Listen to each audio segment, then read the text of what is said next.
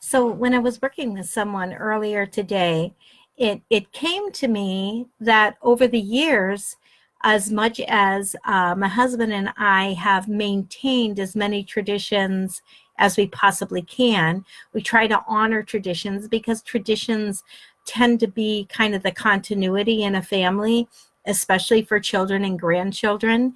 But as time goes on and um, children grow older and they marry into other families. And those other families already have traditions in place, just like your family does. Like, how do you navigate that? How do you figure that out? And what you do is you figure it out with love. You just figure it out with love. You decide that the vision is a family that's really happy and together and um, collaborative. There's great memories being made. But sometimes you have to figure out new traditions as you go along. If you're too rigid, that we always do Christmas at this time, or we always do Christmas Eve at this time, the rigidity is going to probably create some damage to some relationships because especially in a marriage situation, those two people come together and they each have their own traditions that they're used to. And they are already figuring out a relationship. And then you compound that with the pressure of family insisting that, well, we always do Christmas Eve. Well, they always do Christmas Eve too. So how do you do it? Well, you just work with it. You stay open.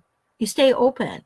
You're willing to create a new tradition. Maybe you'll do Christmas breakfast instead of Christmas Eve, or Christmas dinner instead of Christmas Eve.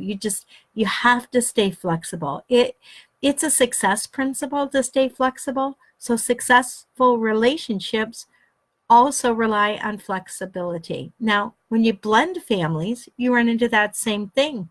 Because in a blended family situation, now the children, if there were children, which, involved, which, from divorce and remarriage, you now have to blend families. You have to figure out how to make a new gel, a new mold, so to speak, that incorporates as many of the traditions as possible, that at least honors them. And so the other thing is that those children that have married into another family. So if you have a situation like I did, where I had two children, my husband had three adult children, I had two young children, and we had to change the way that we did things. We had to kind of morph it and kind of follow the culture everywhere that we could while injecting our own culture into it so that you have this new creation.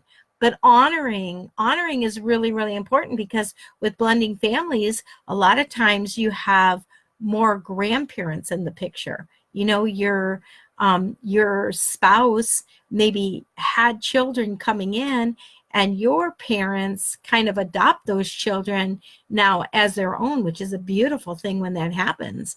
But now you have to navigate all these extra relationships.